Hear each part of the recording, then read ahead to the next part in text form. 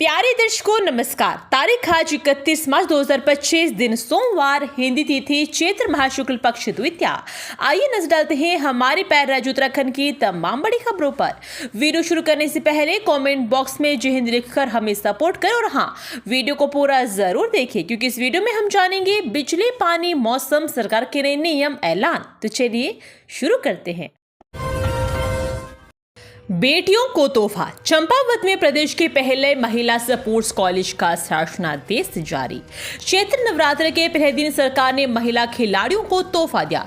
सरकार ने चंपावत के लोहाघाट में प्रदेश के पहले महिला स्पोर्ट्स कॉलेज के निर्माण के लिए शासनादेश जारी कर दिया है। पूर्व में मुख्यमंत्री ने इस कॉलेज के निर्माण की घोषणा एक कार्यक्रम में की थी। शासनादेश जारी होने के बाद खेल मंत्री रेखा आर्य ने कहा कि हिंदू नववर्ष के पहले दिन और नवरात्रि के पहले दिवस पर प्रदेश भर की बालिका खिलाड़ियों के लिए यह प्रदेश सरकार का एक उपहार है। इस कॉलेज का संचालन शुरू होने के बाद प्रदेश की लड़कियों को पढ़ाई के साथ साथ अपने खेल कौशल को संवारने में भी मदद मिलेगी। उत्तराखंड में तपती गर्मी से मिलेगी राहत या बढ़ेगा तापमान? यह है एक हफ्ते का मौसम पूर्वानुमान। उत्तराखंड में अगले एक सप्ताह तक मौसम शुष्क रहेगा। प्रदेश के मैदानी शहरों में पारे में उछाल होगा। मार्च के आखिरी हफ्ते में देहरादून, विकासनगर, ऋषिकेश, हरिद्वार, रुड़की, हल्द्वानी, रुद्रपुर, काशीपुर आदि शहरों में तापमान में बढ़ोतरी दर्ज की गई है। प्रदेश के मैदानी शहरों में आने वाले दिनों में तापमान में 1 से 2 डिग्री की तक इजाफा हो सकता है। मौसम निदेशक डॉक्टर विक्रम सिंह ने बताया कि अभी तापमान 32 से 33 डिग्री तक रह रहा है। तीर्थयात्रियों को स्वास्थ्य वर्धक भोजन उपलब्ध कराने का रखे ध्यान। चारधाम यात्रा को लेकर सीएम पुष्कर सिंह धामी का सख्त निर्देश।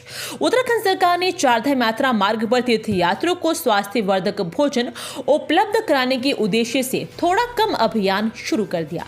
खाद्य सुरक्षा एवं औषधि प्रशासन विभाग के आयुक्त एवं स्वास्थ्य सचिव डॉक्टर आर राजेश कुमार ने रविवार को बताया कि मुख्यमंत्री पुष्कर सिंह धामी व स्वास्थ्य मंत्री डॉक्टर धन सिंह रावत के निर्देशों पर अभियान ग्राउंड जीरो पर शुरू कर दिया गया है।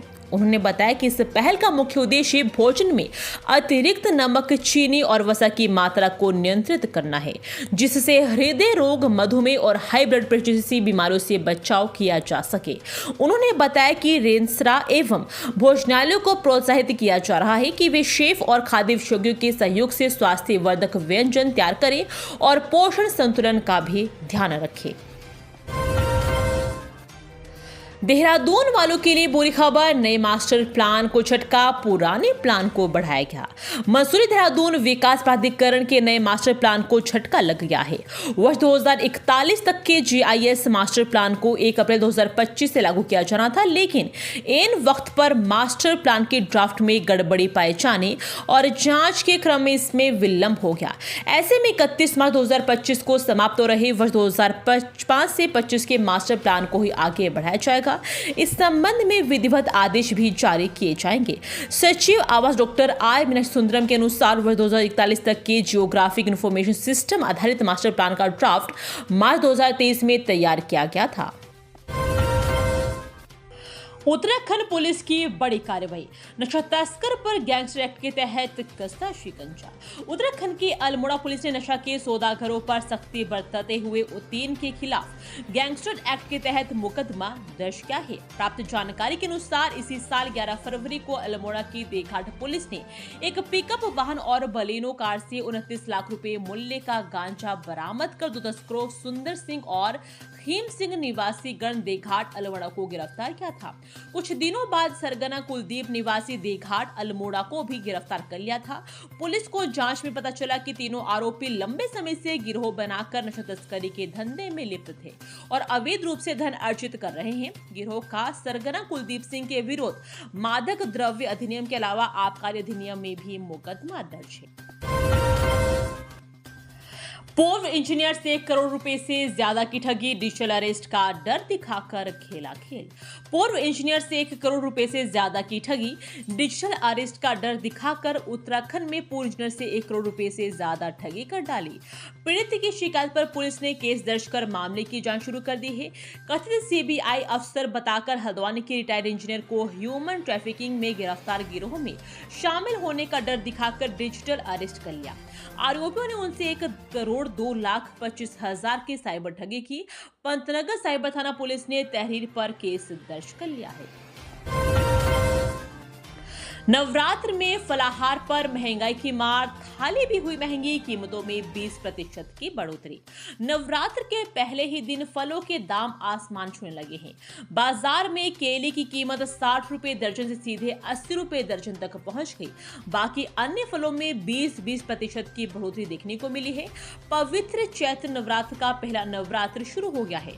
चैत्र नवरात्र में माता के भक्त बड़े श्रद्धा भाव से उपवास रखते हैं। व्रत के समय श्रद्धालु सात्विक फलाहार करते हैं, लेकिन नवरात्र शुरू होते ही बाजार में फलों के दामों में तेजी से उछाल आया है। नैनीताल में अभी से पर्यटकों की भीड़, मई जून जैसी सैलानियों को इस बात का रखना होगा ध्यान, वरना नहीं मिलेगा रहने का ठिकाना। पीक सीजन जैसी पर्यटकों की भीड़ मार्च में ही दिखने लगी है। ऐसे में मई जून में स्थिति का अंदाजा सहज ही लगाया जा सकता है।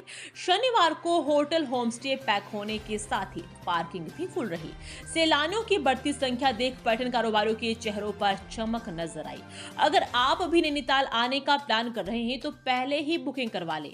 शहर में गुरुवार शाम से सैलानियों के पहुंचने का सिलसिला ऐसा शुरू हुआ कि शनिवार देर रात तक जारी रहा। नगर के चारों ओर सैलानियों की भीड़ भारी रही। बिना एडवांस बुकिंग के पहुंचे सैलानी होटलों की तलाश में मशक्कत करते नजर आए। इस बीच नगर के पर्यटन स्थल गुलजार रहे। रोपवे से स्नोव्यू जाने वाले सैलानी लंबी कतार में लगे रहे, जबकि नौका विहार करने वालों को भी इंतजार करना पड़ा। स्पाइस जेट ने 2.5 साल बाद देहरादून एयरपोर्ट पर फिर शुरू की उड़ानें। बेंगलुरु से पहली फ्लाइट पहुंची।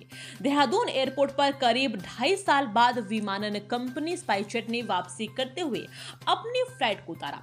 पहली फ्लाइट बेंगलुरु से हवाई यात्रियों को लेकर सुबह 7:53 पर देहरादून एयरपोर्ट पर उतरी। स्पाइस जेट ने रविवार से देहरादून एयरपोर्ट पर देश के प्रमुख शहरों दिल्ली, मुंबई, बेंगलुरु और अहमदाबाद के लिए अपनी उड़ानों को शुरू कर दिया, जिस कारण पहली फ्लाइट बेंगलुरु से देहरादून एयरपोर्ट पहुंची। वहीं एयर इंडिया ने भी अपनी एक सुबह की फ्लाइट को मुंबई के लिए शुरू कर दिया है। यह उड़ान रविवार सुबह 7 बजे मुंबई से देहरादून पहुंची। समर सीजन को देखते हुए कई दूसरी कंपनियों ने भी अपनी फ्लाइट की संख्या में इजाफा किया है। लच्छीवाला टोल प्लाजा पर कांग्रेस का जोरदार प्रदर्शन, पूर्व सीएम हरीश रावत भी पहुंचे। देहरादून में लच्छीवाला टोल प्लाजा को हस्तांतरित करने की मांग को लेकर कांग्रेस, रीजनल राष्ट्रवादी पार्टी और एयरपोर्ट टैक्सी चालक यूनियन ने जोरदार प्रदर्शन किया। पार्टी पदाधिकारियों ने अलग अलग धरना प्रदर्शन कर टोल प्लाजा को स्थानांतरित करने की मांग को उठाया। उधर कांग्रेस के धरना प्रदर्शन में पूर्व मुख्यमंत्री हरीश रावत भी पहुंचे। उन्होंने कहा कि जन भावनाओं को देखते हुए टोल प्लाजा को यहां से हटाया जाना। कारपेट पार्क में मिला बाघिन का शव, सिर पर गहरी चोट और खून के निशान, हाथियों के हमले का शक। रामनगर कारपेट टाइगर रिजर्व के ढेला रेंज में रविवार सुबह वनकर्मियों को एक बाघिन का शव मिला। बाघिन के शव पर चोट के निशान थे, जिससे सिर से काफी खून भी बह रहा था। वहीं मौके पर हाथियों के झुंड के भी निशान दिखाई दिए। अनुमान लगाया जा रहा है कि बाघिन को हाथियों के झुंड ने मारा होगा।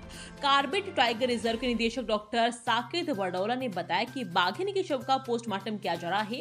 मौत की सही वजह का पोस्टमार्टम रिपोर्ट आने के बाद पता चलेगा। फिलहाल मौके पर वनकर्मियों की टीम जांच पड़ताल में लगी हुई है। तय हुई तिथि अक्षय तृतीया पर 30 अप्रैल को इस समय खुलेंगे गंगोत्री धाम के कपाट। चैत्र महाप्रतिपदा और हिंदू नववर्ष के अवसर पर गंगोत्री धाम मंदिर समिति की ओर से गंगोत्री धाम के कपाटोद्घाटन की तिथि और समय निश्चित कर लिया गया है।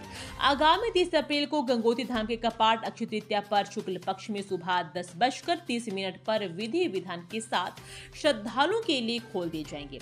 समिति के सचिव सुरेश सेमवाल ने बताया कि पंचांग गणना के अनुसार धाम के कपाट खोलने का समय और तिथि निर्धारित की गई है। मां गंगा की विग्रह डोली शीतकालीन प्रवास मुखबा गांव से 29 अप्रैल को दोपहर में विधिवत पूजा पाठ के साथ गंगोत्री धाम के लिए रवाना होगी। मां गंगा की विग्रह डोली पैदल करीब 15 किलोमीटर की दूरी पर स्थित भैरव घाटी में भैरव मंदिर पहुंचेगी। वहां पर रात्रि विश्राम के बाद 30 अप्रैल को सुबह गंगोत्री धाम के लिए रवाना होगी। सच्चा धाम आश्रम के पास नदी में डूबने से युवक की मौत। दिल्ली से आया था घूमने, घंटों से एसडीआरएफ की टीम कर रही थी तलाश। उत्तराखंड के ऋषिकेश में दिल्ली से घूमने आए एक युवक की गंगा नदी में डूबने से मौत हो गई। एसडीआरएफ ने जानकारी दी और राज्य आपदा प्रतिवादन बल ने बताया कि सच्चा धाम आश्रम के पास नदी में डूबे 20 वर्षीय युवक नरोत्तम का शव रविवार को बरामद हुआ।